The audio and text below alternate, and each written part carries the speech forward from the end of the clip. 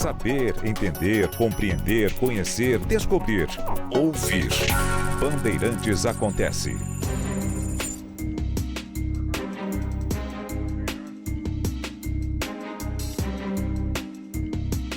Dois presidentes africanos chegaram à América esta semana.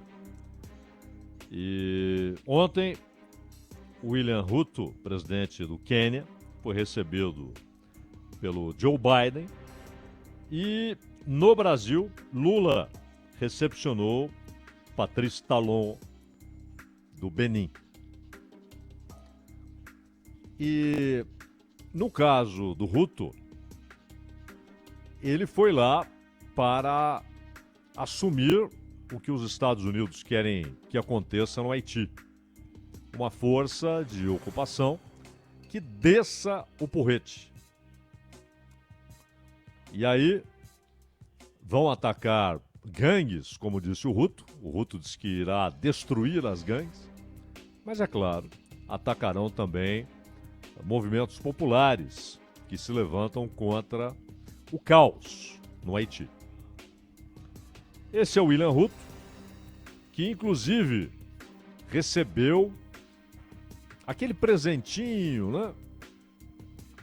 Que o Biden costuma balançar assim diante dos olhos de alguns governantes. Fizeram isso com o Milei. Olha, você vai ser um membro associado da OTAN. Falou isso pro Ruto. No caso do Milei, não precisa nem falar, ele pediu. O Milei pediu.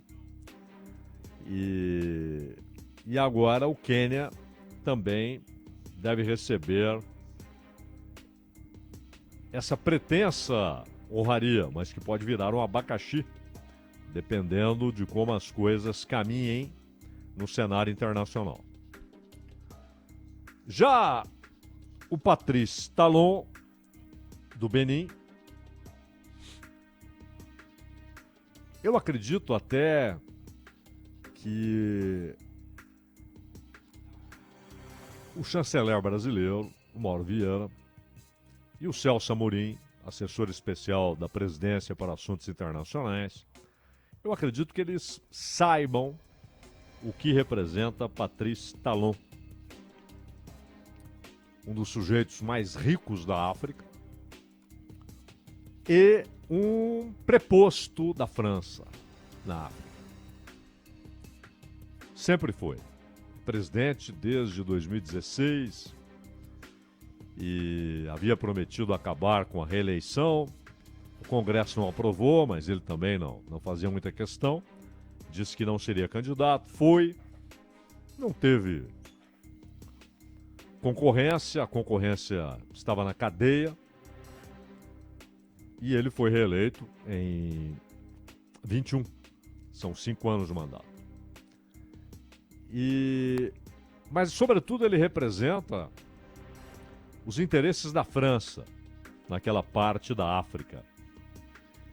E ele está muito próximo de países que estão passando por processos revolucionários, que a imprensa ocidental chama de mais um golpe de Estado, né? Mais um golpe dos muitos que ocorrem na África, incontáveis golpes. Não. Golpe de Estado em si não quer dizer nada. Não é um conceito. Não porta qualidades permanentes. Golpe de Estado, ele vai ser qualificado depois, para se saber se é apenas um golpe, ou seja, uma maneira de o sistema se reorganizar sem deixar de reinar, o sistema econômico, das relações materiais, das relações de produção. Se há um governo incômodo que deve ser removido. Estados Unidos, Reino Unido e França fazem isso todos os dias na África. Os Estados Unidos com frequência criminosa também na América Latina. Mas, às vezes, o golpe de Estado não é isso. Não é uma acomodação do terreno. é uma revolução. O ato em si, a tomada de poder, é um golpe de Estado. Se ele é revolucionário ou não, ou se ele é apenas um golpe reacionário, antirrevolucionário, é o que você vai saber. Ou na origem, né? Quem dá o golpe, você já sabe do que se trata. E em outros casos é preciso esperar. Não por acaso, o próprio Trotsky, na sua autobiografia, refere-se à Revolução Bolchevique, e aí não como conceito, mas como uma ação, ele chama de golpe de Estado. Né? Quando fizemos o golpe de Estado. E era revolucionário. Não era uma acomodação. Não era um afastamento de gente que incomodava para que as coisas permanecessem como antes. Era uma revolução. E o que está acontecendo em Burkina Faso, no Mali, no Níger, o que está acontecendo ali é um processo revolucionário. E a África está dividida. E é interessante observar agora o Senegal. Via eleitoral. Lá não foi golpe de Estado. Mas quem chegou ao poder tem ideias revolucionárias. Como não é uma tomada de poder, não há necessariamente o apoio de armas para garantir um processo revolucionário, há muitas dúvidas. Mas quem chegou ao poder tem ideias revolucionárias. E há governos, não só reacionários, mas que atuam como empregados, representantes de potências ocidentais. Ou dos Estados Unidos, ou da França. A França, há pouco tempo, tinha total poder sobre 14 países africanos, inclusive sobre a moeda. A moeda tinha controle do Banco Central francês. Ou seja, não havia soberania. Hoje, a França já perdeu pelo menos 4 desses países. E tende a perder mais 1 ou 2 em breve. Ela está fazendo, inclusive, contra-revoluções. Aí sim, golpes de Estado para acomodação. A França está fazendo. Olho no que está acontecendo no Togo. O Benin, esse,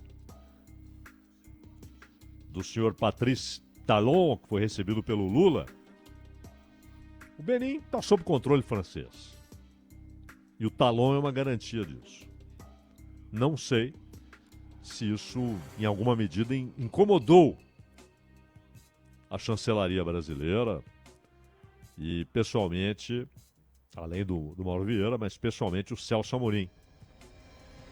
Não sei, e não sei se disseram ao Lula o que representa o Talon. Mas, semana que vem ocorrerá uma eleição que terá um impacto continental nessa África hoje dividida entre governos profundamente reacionários e governos revolucionários. E claramente o povo de diversos países africanos olha para essas revoluções com esperança. É verdade que na década de 80 do século XX, essa esperança também apareceu em diversos países. Thomas Sankara era um nome que percorria a África, associado à esperança de libertação. E ele, de fato, fez isso. No Alto Volta, mudando seu nome para Burkina Faso, a terra das pessoas íntegras. Foi assassinado. Foi assassinado. Uma obra conjunta da França e dos Estados Unidos. Foi assassinado. Mas agora eles olham para a Burkina, para o Mali, para o Níger e falam, opa, não são aqueles golpes rotineiros. São revoluções. Inclusive, de novo, na Burkina. Mas a África do Sul, pela importância econômica,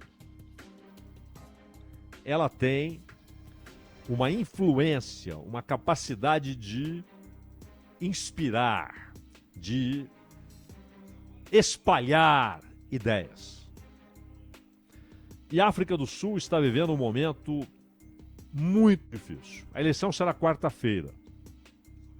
Na África do Sul, o povo escolhe os partidos com suas listas. São listas partidárias. E aí, quem tiver maioria, escolhe o presidente. O presidente é apontado pelo Congresso, pelo Parlamento. O povo vota nos parlamentares. O Jacob Zuma está fora.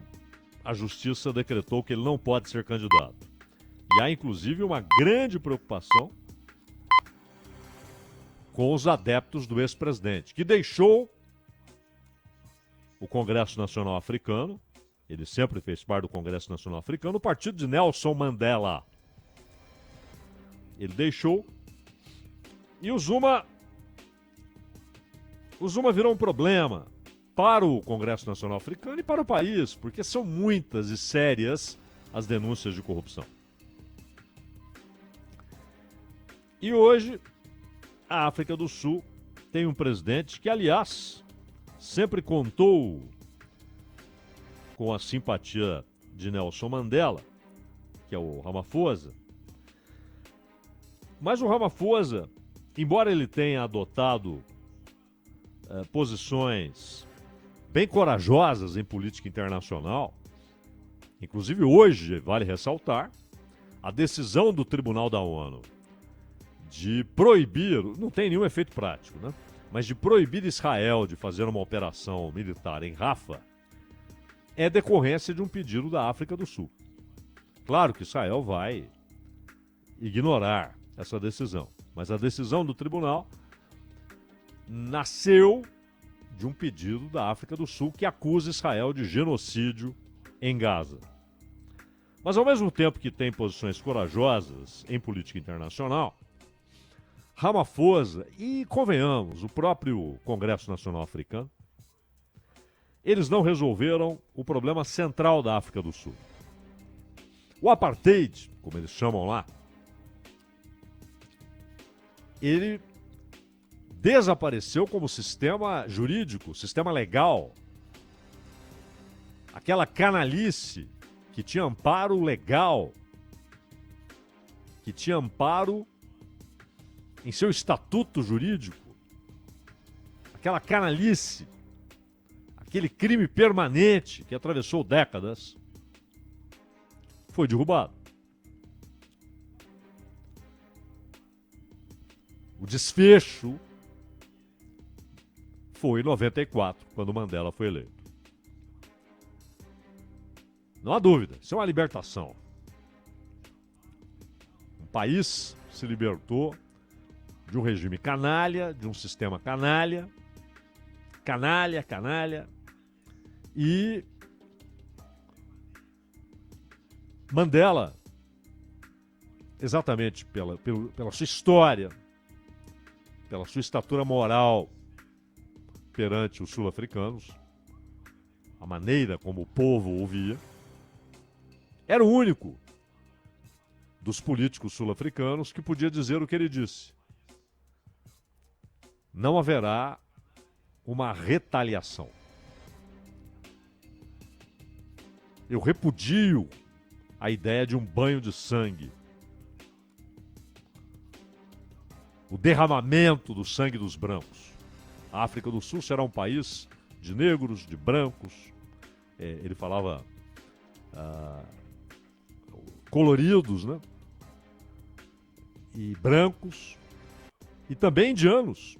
Há muita gente, muitos migrantes e descendentes de migrantes indianos na África do Sul. Um país de todos. E ele tinha essa autoridade moral. E esfriou os movimentos que já existiam para uma retaliação. Mas aí vem o problema imediato. a injustiça social, o empobrecimento de grande parte da população. Isso não foi resolvido, nem pelo Ramaphosa, não foi resolvido por seus antecessores, nem pelo Zuma.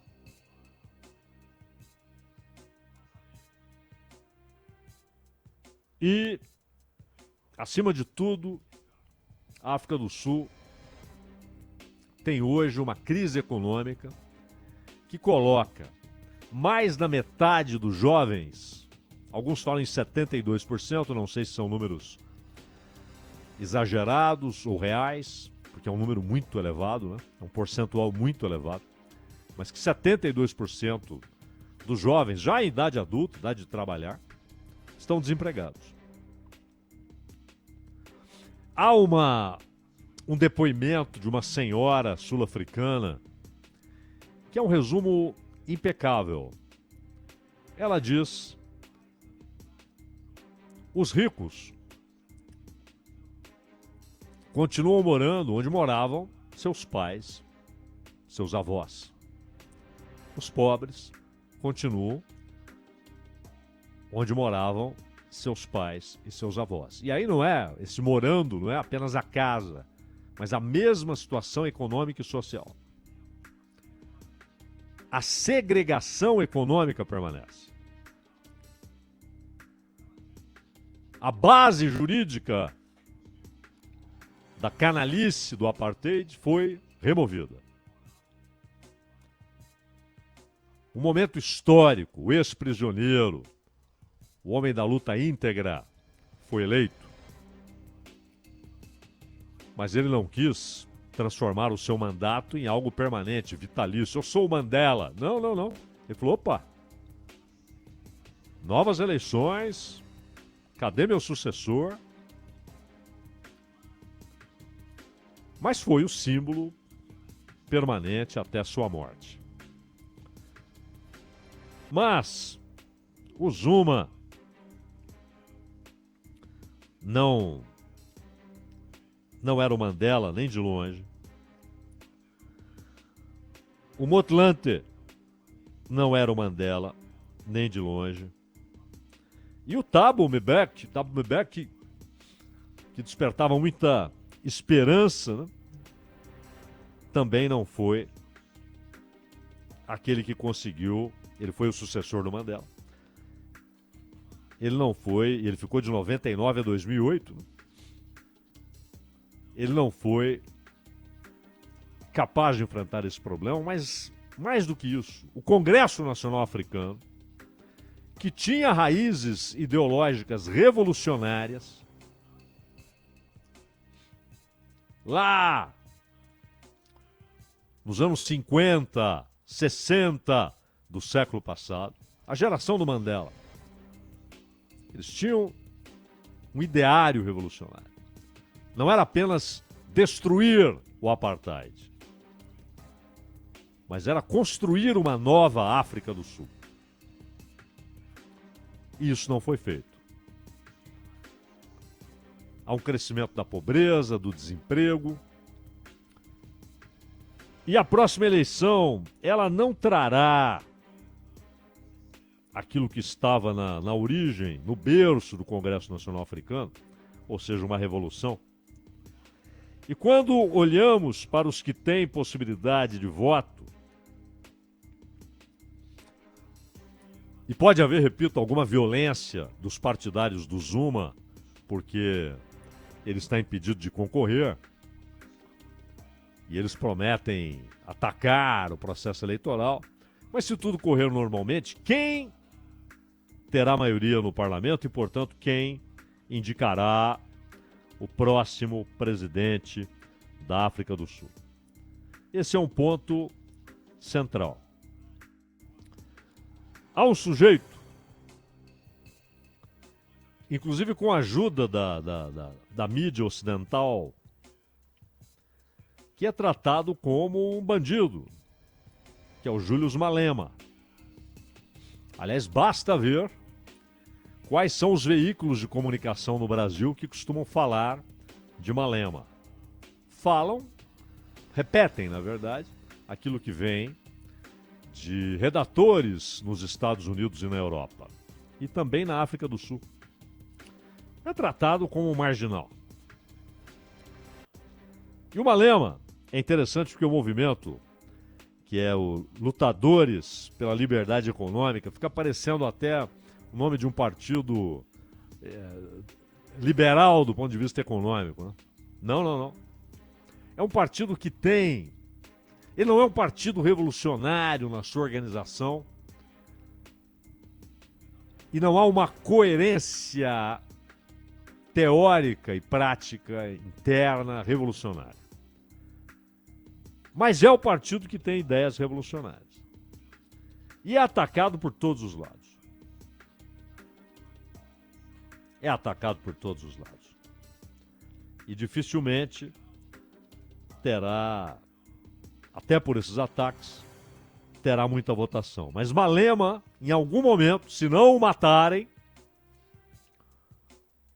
porque mataram Lumumba, mataram Sankara. Se não o atacarem, em algum momento ele pode ser uma alternativa vital para que a África do Sul enfrente essa herança do apartheid. Ou, como eles dizem lá, do apartheid, que é a herança social e econômica.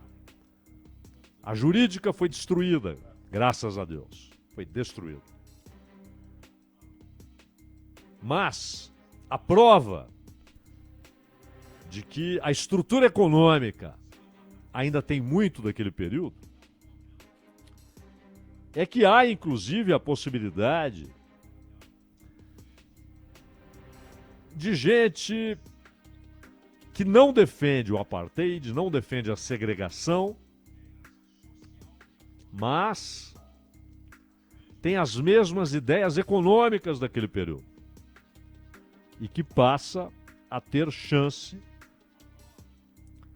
de escolher o presidente. A circunstância é tão ruim que você olha e fala, a única saída viável, né, eleitoralmente viável, é manter o Ramaphosa.